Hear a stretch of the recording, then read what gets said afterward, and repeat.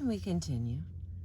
Given that the catastrophe of a parent's early death disrupts a child's world in every imaginable way, it is not surprising that people use images of physical devastation to describe it.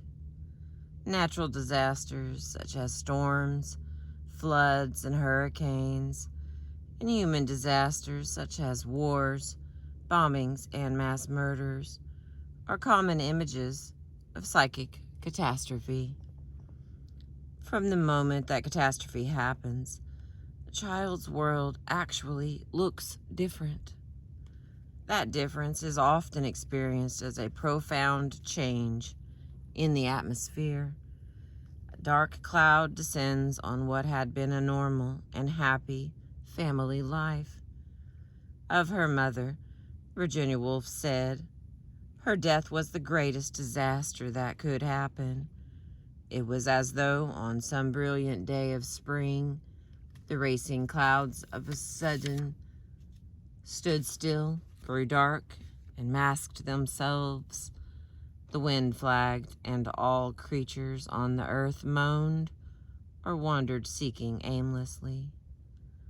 Wolfe's loss not only affected her and her immediate family, but it was as if the entire world had altered. A dark storm cloud had descended on her reality and had changed the way the entire world now appeared. Toward the end of her life, Charlotte Bronte, who lost her own mother in girlhood, wrote a novel about a woman who was the sole survivor of a shipwreck in which everyone she knew and loved had died. An angry sea had battered the ship, leaving behind devastation and desolation. For some people, the experience of having one's world shattered by early death is remembered in the imagery of war and Holocaust. One woman who was 5 years old when her mother died recounts feeling as if she herself were the sole survivor of a community that had been wiped out by a terrible battle. This woman was not told that her mother had died. She was merely told that her mother was going on a trip from which she would never return. The young girl, an only child, was then sent to live with 6 different relatives over the next 6 months, a different home for each month of her bereavement. At the end of 6 months' time, she was reunited with her father, who had also inexplicably disappeared. Her father returned, bringing with him a new wife, a strange woman, whom the little girl was instructed to call mother. Her own mother was never mentioned, and within a short time, relatives from her mother's side of the family, shocked and upset by her father's quick remarriage, also disappeared. The world continued to shrink, as not only her mother but her cousins, aunts, and uncles as well were all eliminated from her life. By the time she was 9 years old, she could not even remember the name of the woman she had once called mother. I had nothing consistent in my life. I wasn't in school. I didn't have my own home or my own room. I didn't have a brother or a sister. There was literally nothing to carry me along that was the same. The world as I knew it had ceased to exist. Part of the horror was that I couldn't make any sense of it. It was as if a bomb had fallen on her world, and she was the only survivor. There was no one to share the horror of her loss, no one to help her hold on to her memories of the past. After a while, she came to doubt those very memories. I know this sounds ridiculous, but it was as if there was a conspiracy to blot out my mother and my relationship to her. Conspiracy, treachery, and devastation are the language of war. They are also the images held by some survivors of early loss. For one man whose father died when he was 15, the Holocaust has become the standard against which all other tragedies are measured. When friends tell him about problems they are having at work or difficulties with lovers, he thinks to himself, well, it isn't as bad as the Holocaust. As an adult, he has often wondered why the Holocaust has such a strong reference for him, since no one in his own family was touched by its devastation. It has become a very personal image, an image of total loss and total catastrophe, against which all other events must now be judged. An image that resonates with his own experience of the premature death of his father. Looks like here's a little poem. Total discontinuity. The world became eternally divided into a before and after. I was 5 years old. Since then, everything has changed. By Tove Ditlevsen, a Danish poet who lost both parents in childhood. Most people who suffered an early loss remember the day the world changed. Personal time became marked in terms of a before and an after. And not only was there a difference in the world, but the self was different as well. Many people have memories of closing the book on childhood and becoming a different person following the death of a loved parent. More than anything else, the death of a parent marks the end of childhood. For many, there is some particular event, some discrete happening that occurs around the time of the death itself, which becomes remembered as the time when things changed, or when they first became aware things were different. One woman remembered the evening of the day her mother died, when her father took her and her sister to a restaurant for dinner.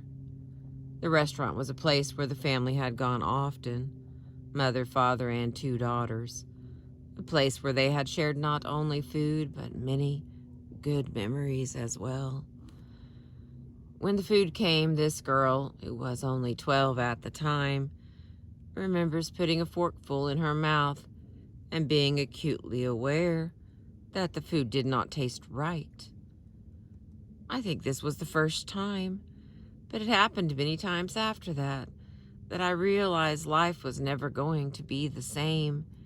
It was like shedding the skin of my childhood.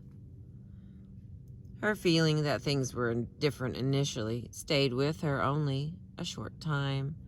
She went back to school, back to her life, and attempted to pick up where she had left off.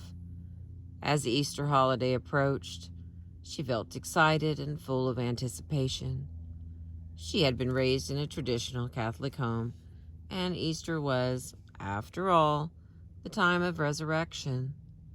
When Easter came and went and her mother was not returned to her and to life, she felt once again the weight of her loss. Life was not going to be the same. Her world had been changed now in a way that could never be repaired.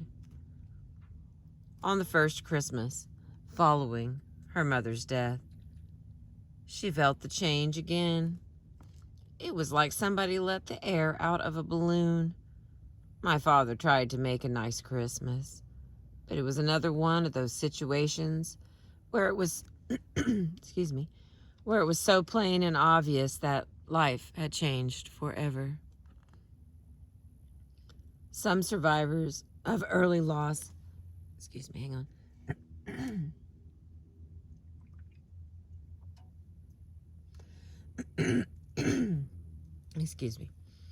Some survivors of early loss become aware that something is fundamentally different by watching the behavior of the surviving parent.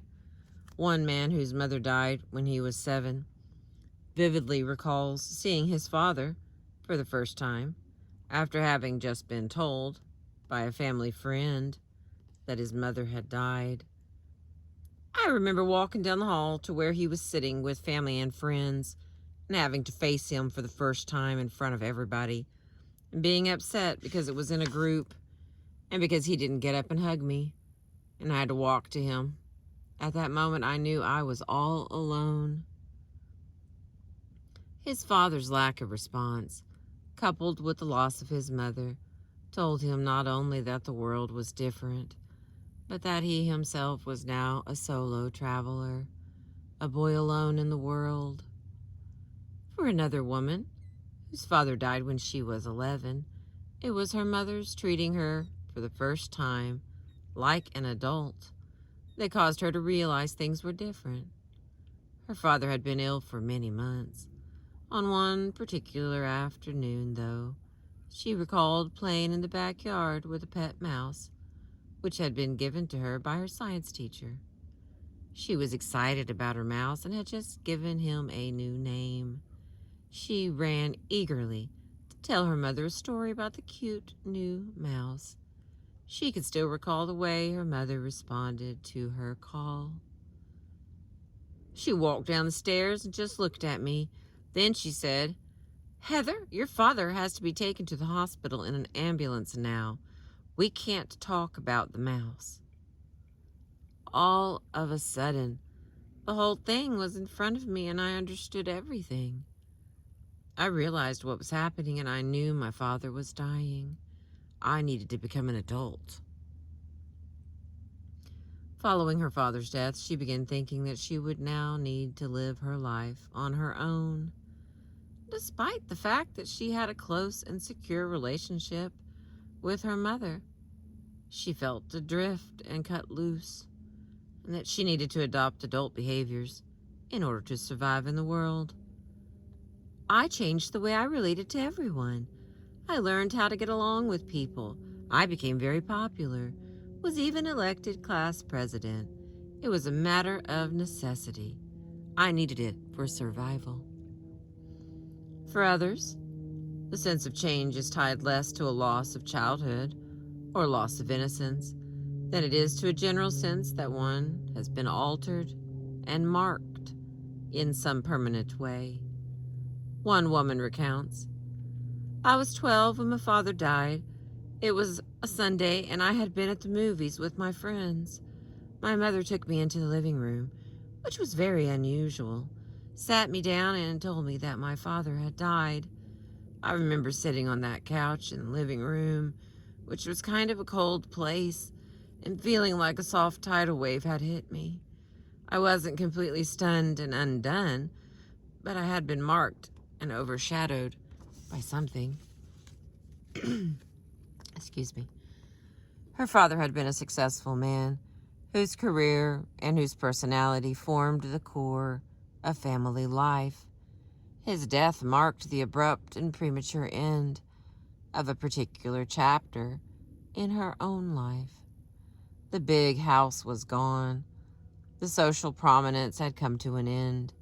She found herself quite unprotected, going out into a new community to live and going to a new school. From the time of her father's death, the realization that anything and everything could be swept away in an instant, was bred into her bone. The world had changed from being a place where things were secure and predictable to being a place where anything could and did happen. Author Russell Baker talks about becoming a skeptic at age 5 following the death of his father. "After that, my father's death, I never cried again with any real conviction, nor expected much of anyone's God except indifference, nor loved deeply without fear that it would cost me dearly in pain." The child, Russell Baker, died as an icicle slid into his heart with the death of his father.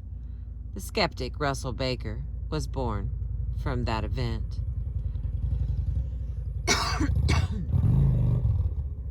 Excuse me. Engraved on the wall of the Holocaust Museum in Washington, D.C., is such an acknowledgement of profound disruption by Holocaust survival, Elie Wiesel. Never shall I forget those flames which consumed my faith forever. Never shall I forget that nocturnal silence which deprived me for all eternity of the desire to live. Never shall I forget those moments which murdered my God and my soul and turned my dreams to dust. The death of a parent in childhood does not merely mark time for a survivor, becoming one of many important life events. It is a psychological, great divide, separating the world into a permanent before and after. 30, 40, or 50 years after the death occurred, men and women still refer to their early death of a parent as the defining event of their lives. Terrifying insecurity. A sense of total loss afflicted me thereof, an absolute disappearance of continuity and love. By John Berryman. Berryman's father committed suicide when Berryman was a boy.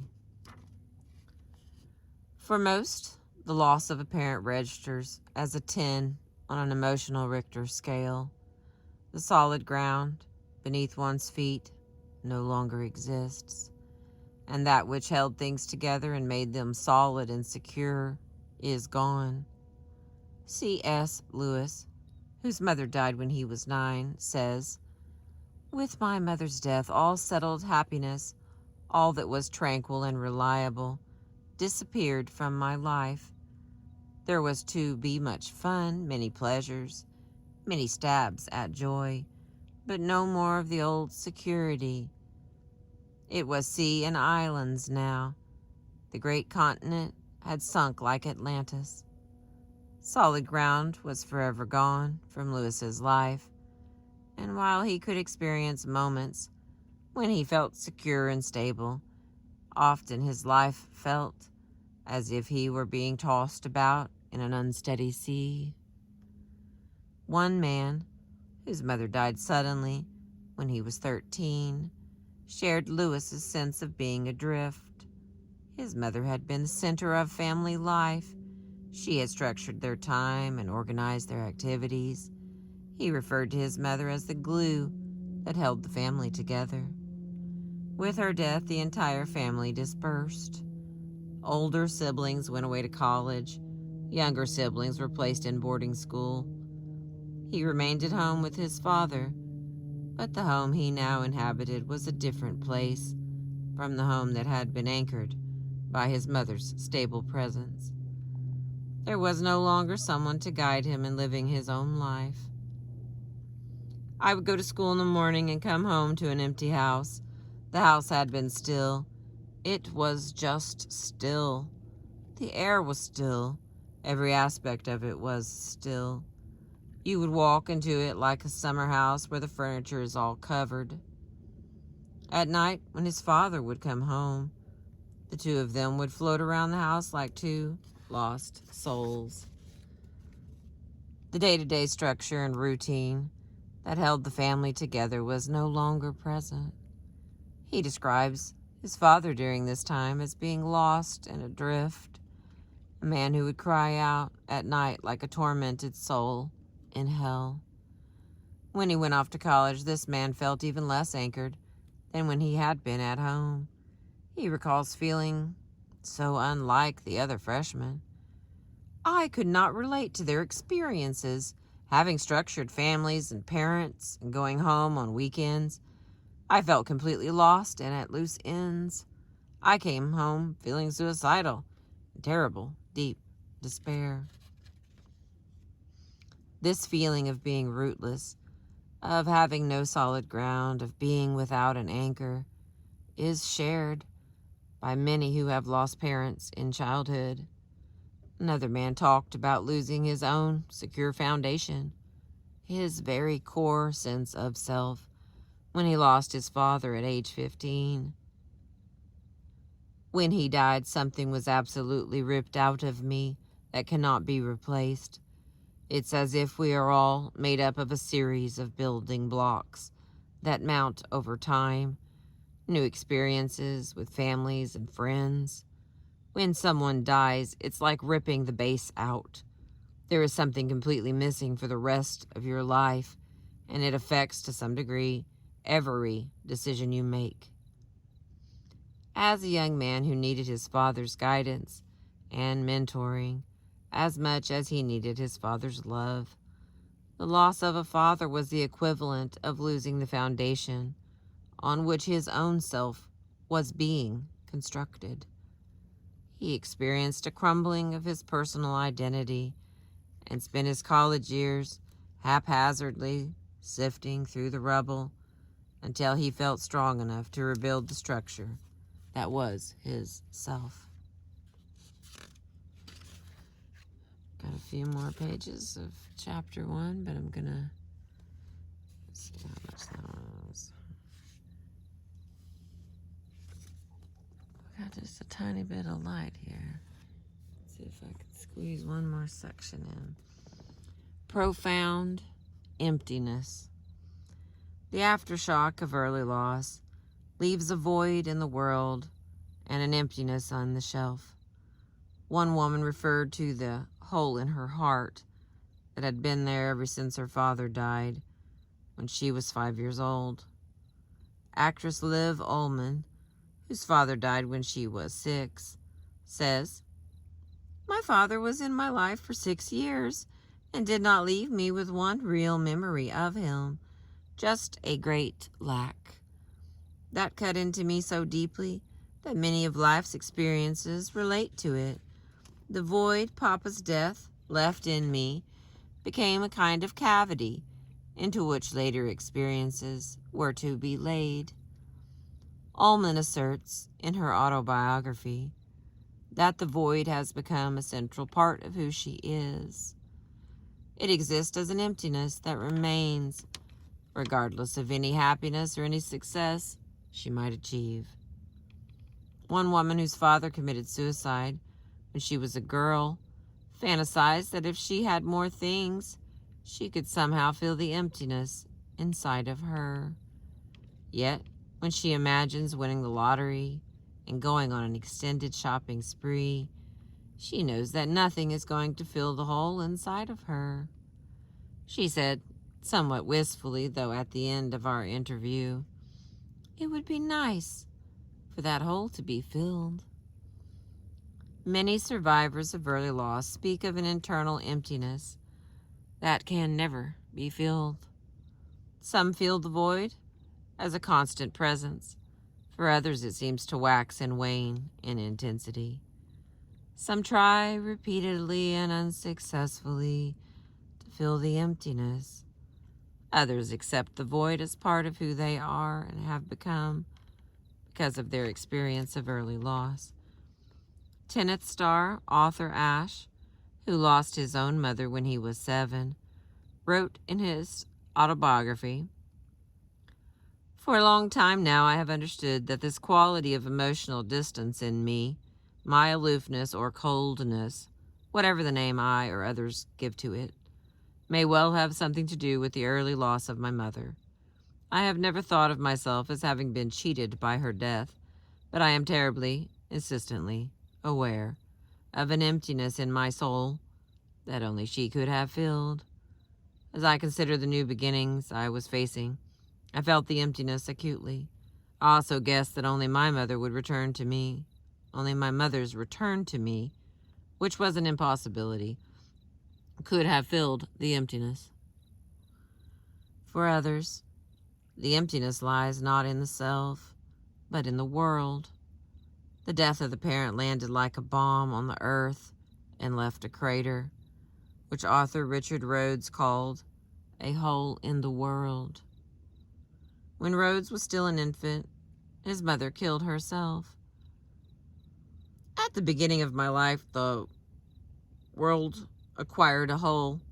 That's what I knew, that there was a hole in the world. For me, there still is. At times in his life, the hole has grown smaller. He has nurtured himself enough through enough relationships and through his own imagination and his unending desire for knowledge and mastery. At those times, when he has felt nurtured, the hole has shrunk to the size of a window. At other times, excuse me, when he has felt most alone, the hole has grown. Yet the world is never as it would have been if his mother had not died. If she hadn't killed herself, she'd probably still be alive. Her older sisters are. 50 years of her, I can't imagine. I am sorry for her pain, but what pain she inflicted on us all with her selfish suicide. One man whose mother died when he was 17 not only carried a sense of emptiness, but also felt unable to prevent that same feeling from coloring his ideas about his future. When he looked ahead to a life without his mother, he was unable to see anything in front of him. He said of himself just before her death from cancer, "I would go to work and feel the emptiness, the void, the numbness. My brain would turn to stone.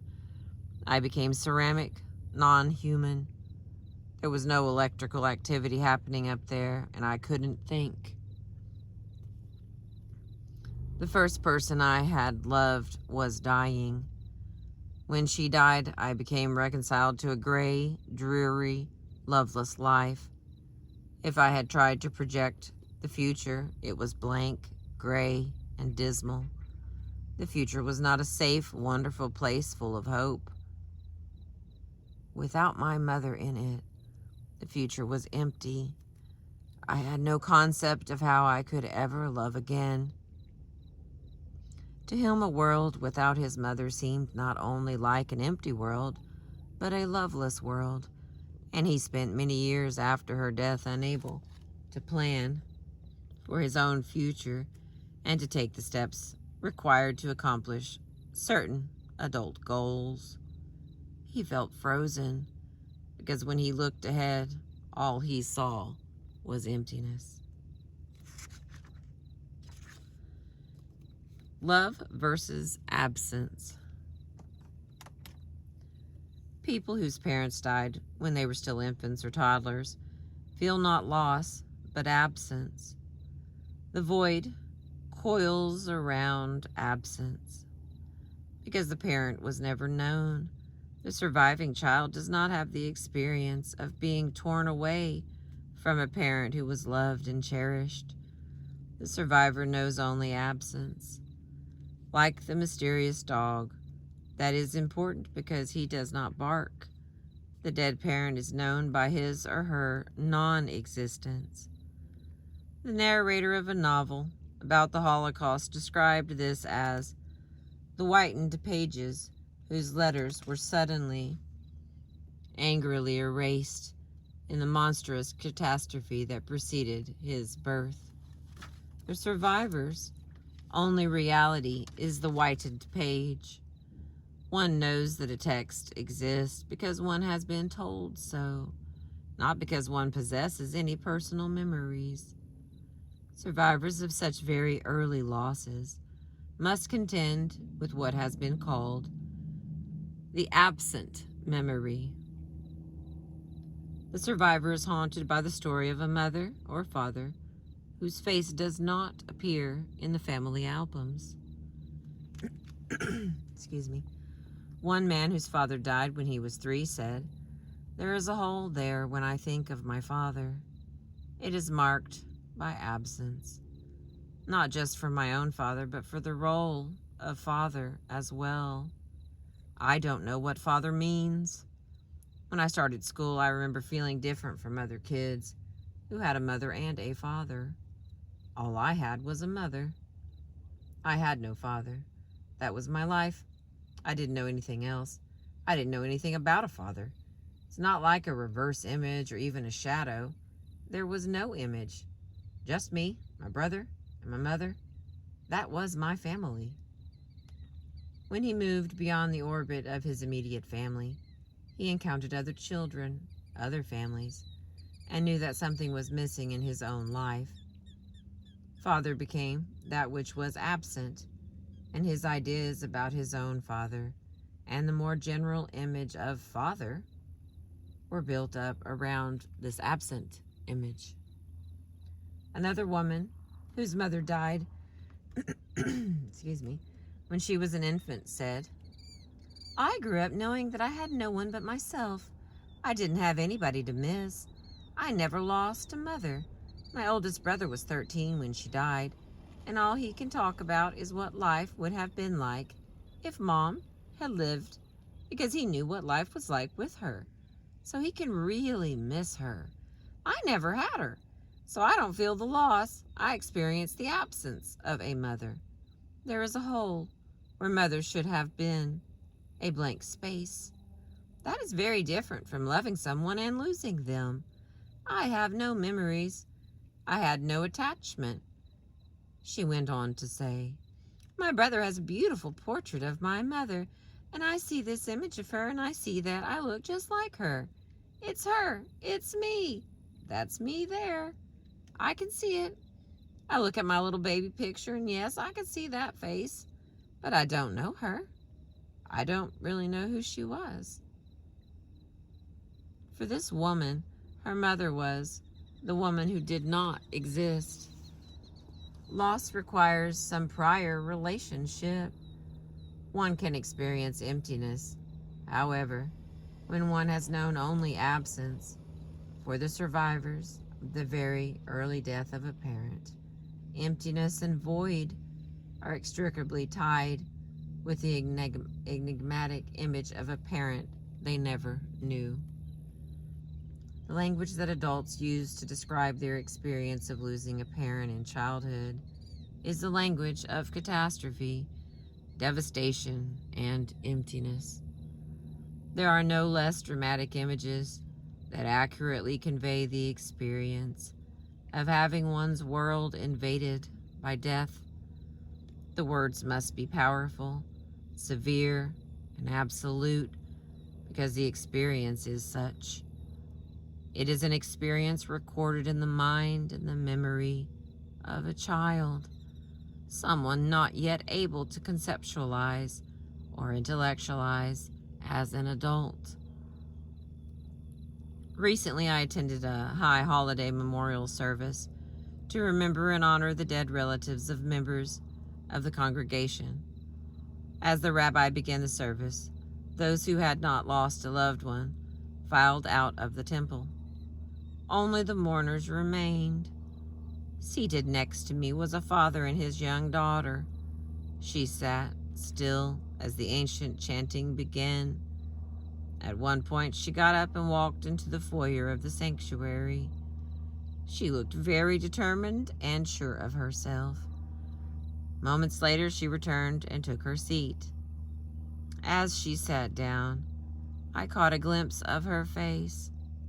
No words, only silence, and a look of unbearable longing.